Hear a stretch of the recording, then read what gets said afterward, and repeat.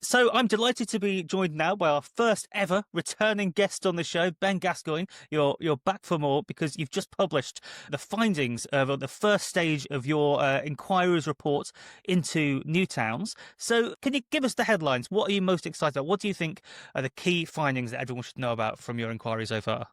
Thanks, James. And the reason I'm a return guest is because I think two things. One, I came on here, you very kindly asked me to come on to talk about what we wanted to do with our inquiry on new towns, which I did when we launched our Mm, inquiry, which we've now concluded. But the second thing, I do think, if I may say, these sorts of debates about growth and building mm. are hugely important. So your podcast, which I regularly listen to, is a fantastic contributor to the wider debate about why growth is good. And, as I'm sure we both know, we don't have to agree on everything, but fundamentally, we've got to build more homes and got to build more business and everything, and infrastructure.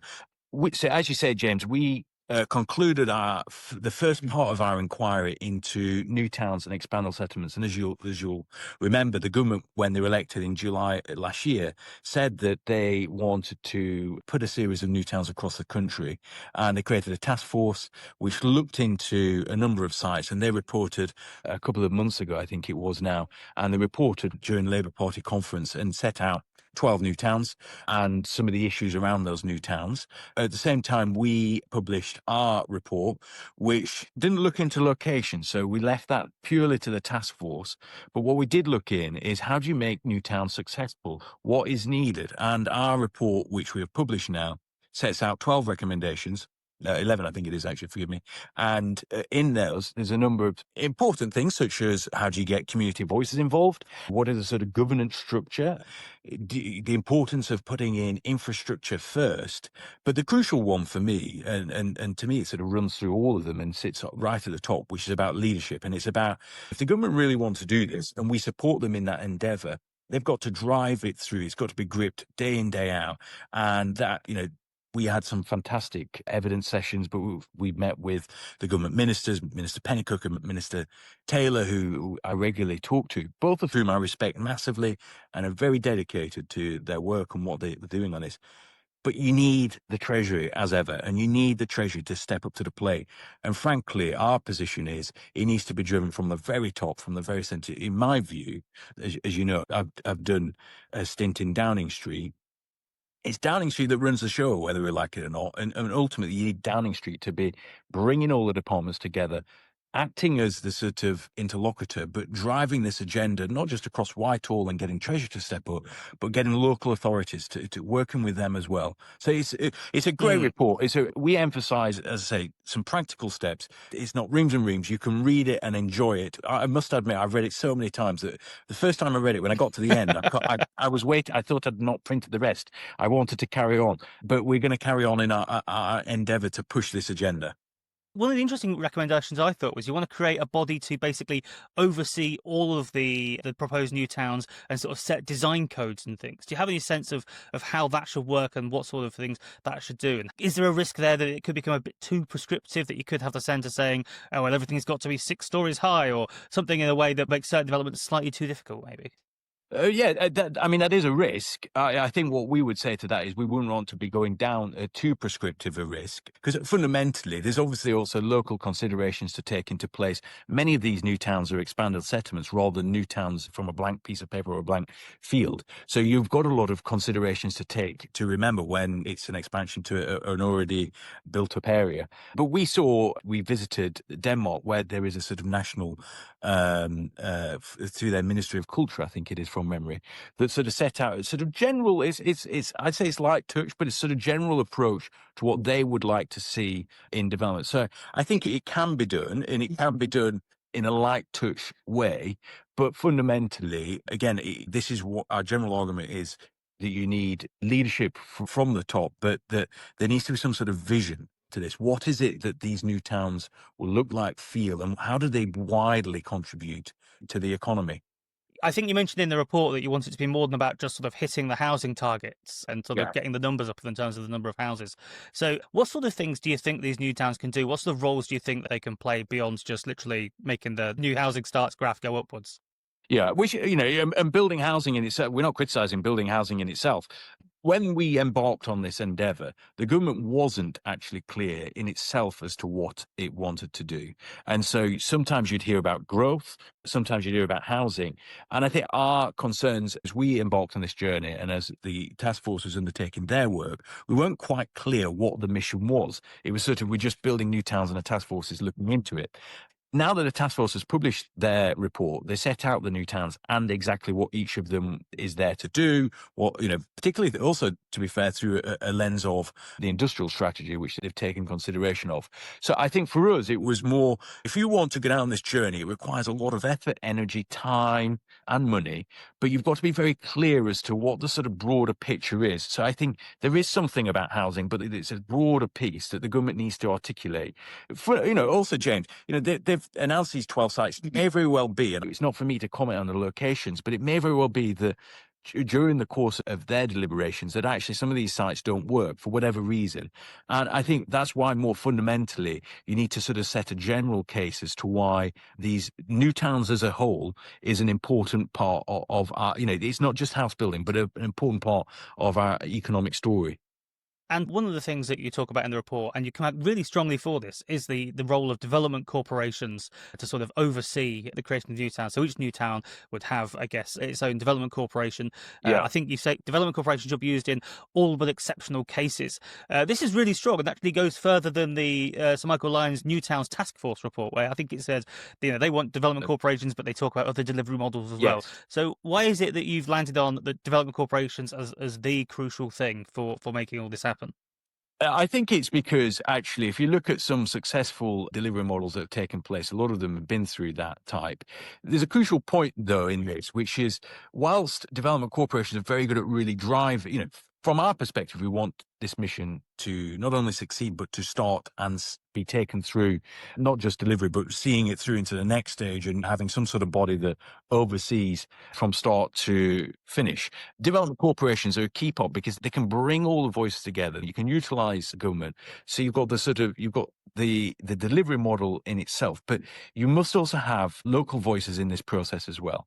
So I think it's it's ensuring that they're delivered on the ground, but making sure there are local voices as well as national voices in that room as well. But the emphasis we want to get to here, and this is why we prefer development corporations, is it's a sort of speed and effective delivery of these new towns. So it's interesting that you talk about community engagement there, because I'll be honest, the one thing that scared me a little bit reading your report, and this is because I'm a radicalized YIMBY ultra here, right? I just want to concrete over everything and get some towers up, get some skyscrapers up, Okay. in many places as possible.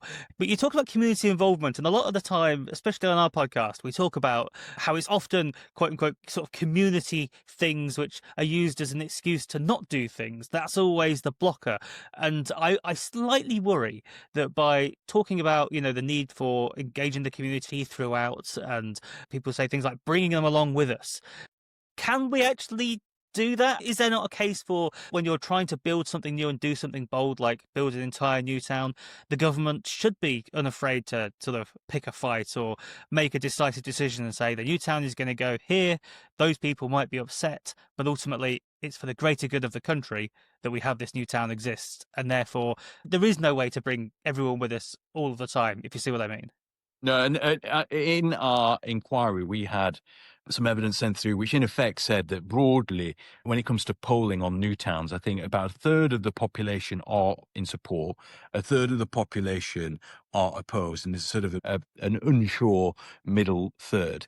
And I think from our perspective, what we would argue is that bank your third that you've got, which is great, but do what you can to engage with that third. Now, you can debate how you get community voices involved, and you can debate the success of that venture. For us, we think it's very important that it's not just ensuring that it's about the delivery aspect, but it's also about the design. So it's about ensuring you understand what is needed from a local community. The other point, I mean, I asked when Minister Pennicuick came in, I asked him this specific question, that there will be, and we've seen that happen already, which is what we thought would happen. The moment you meant, everyone is, Public First did some research on this as well, which says that most people are supportive of development generally, but they want to see the uplift, they want to see the benefits, and that's their biggest concern, which is very, very valid. And I think it's absolutely right.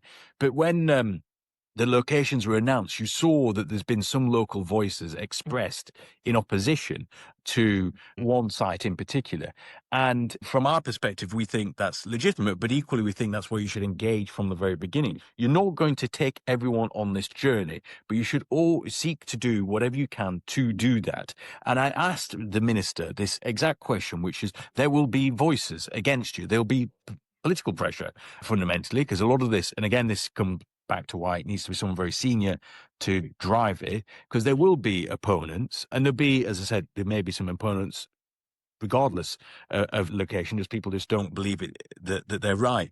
But he did say, and I don't want to misquote him, so I don't want to quote him directly, but he did say, look, this isn't the national interest. I think people do accept that. But I think for us, what we want to ensure, like I say, it's not just in the delivery element, but in the design as well, that you get those views, you garner those views, and you ensure that they're sort of in the design of the new towns as well.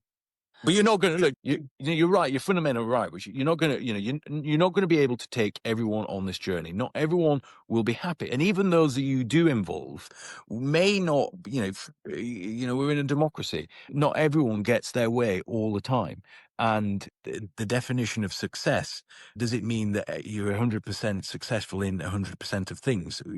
Arguably that isn't possible. It isn't possible. But different people will be happy, different people won't. And particularly when we're looking at expanded settlements, there'll be a lot more communities affected, and I mean affected both negatively and positively, through this program.